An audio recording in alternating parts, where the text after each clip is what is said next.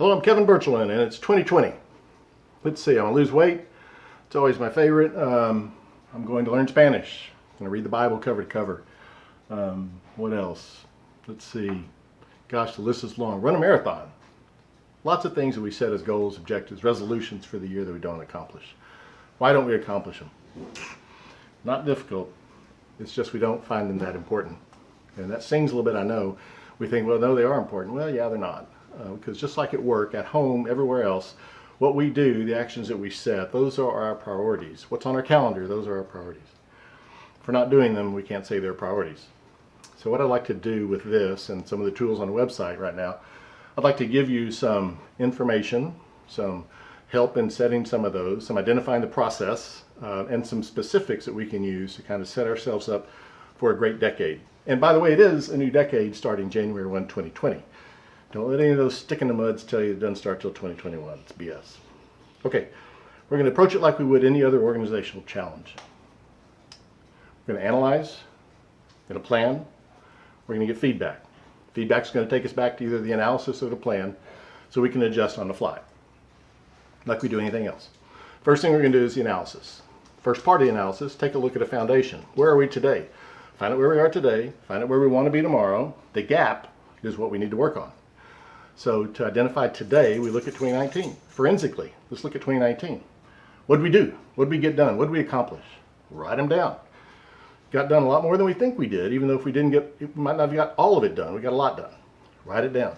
Number two, identify those things that are like, what the hell? You know, it's things that occurred during the year. You're like, my gosh, how did that happen? Identify those. Those are important. They may come up again. We want to be ready for them. And finally, what did we learn in 2019? We can carry forward 2020 and make it a better year. So we're going to identify those three, answer those three questions. For 2020, where our desired state, we're going to ask ourselves, what can I keep doing that I did in 2019 that really worked? I'm going to keep doing that in 2020. What is that? Because that's important. we're going to ask ourselves, what have I got to get better at? Because it's really impacting my ability to succeed. We're going to identify that. And then finally, what are the 2 or 3 challenges or opportunities that we know are facing us, burning a hole in our head or keeping us up at night? So we're going to answer those 3 questions. So we have the analysis part. We've identified where we are, where we want to be. Now we've got to work on the gap, right? If we want to get really introspective about that analysis, on the website, there's what's called a personal SWOT analysis. SWOT, for those that don't know, is strengths, weaknesses, opportunities, and threats. Strengths and weaknesses are those things that we hold internally, we control internally. They are things we're good at, things we're not good at. Resources that we have or have not, those sorts of things. Those are our strengths and weaknesses. Opportunities and threats are those things external that we don't control. They'll include competition, market factors, what somebody else is doing that we have no control over that impacts our business, or what we're doing. Those are opportunities and threats. Be honest. So there's more information on that downloadable form. There's more information there. Pay attention to it and be honest. Fill it in completely and accurately. Pay close attention to intersection points.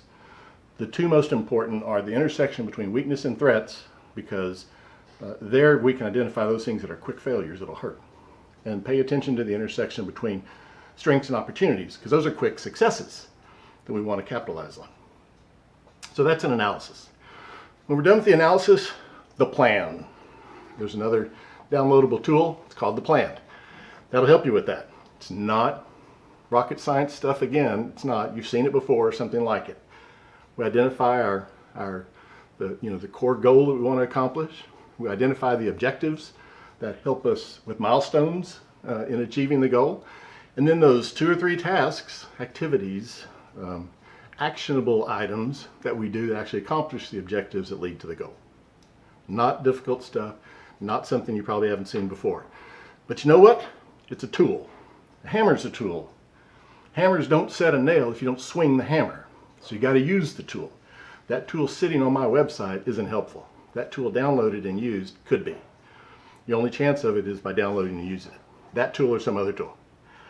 So that's our plan. We're going to work out our plan. Now we need feedback. And I got to tell you, for leadership, getting feedback is the single most important part.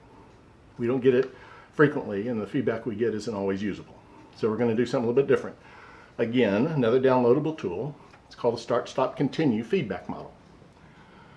We're going to ask people to give us feedback. Tell them it won't take but about 30 minutes. We're going to give them the framework. I'm going to ask you to identify 1 or 2 things I should start doing, 1 or 2 things I should stop doing, 1 or 2 things I should continue doing. When we're face to face, make them comfortable, put them at ease, say you're not here to grill them, you just want real feedback. And start off by saying, what should I start doing that I'm not doing today that would be helpful to me, to you, to somebody else, to my boss? What would be helpful? 1 or 2 things. I don't need a laundry list, just need 1 or 2 things. When you get that, say thank you, move on. What should I stop doing? What should I stop doing today that isn't as helpful as I think it is to me, to you, to someone else? Get 1 or 2 things. And then finally, we don't always do this one, it's important though. Finally, what should I continue doing?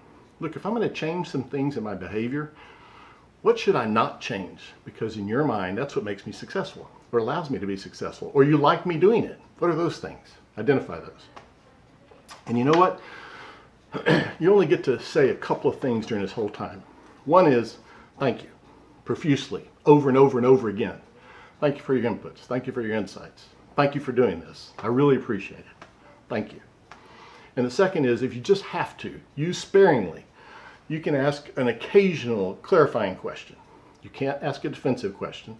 You can't ask a challenging question. You can't ask a what-if question. You can ask a clarifying question.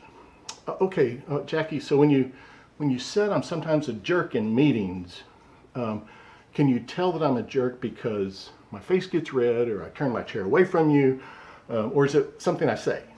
So that's a clarifying question. You can do that. But clarifying means I agree with what you said, tell me how. That's different than defending. So when you're done, you thank them. Again, if you haven't thanked them enough, keep thanking them.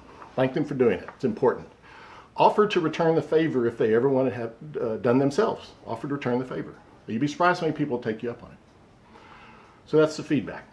So we've talked about the analysis, talked about the plan, talked about the feedback. That's pretty much it. I'd like some feedback. So between the tools and the video, if it helped you at all, please let me know. Let me know how it went for you. Let me know what I could do different. Happy to. If I can help in any way, please let me know. Stay in touch. Have a great 2020.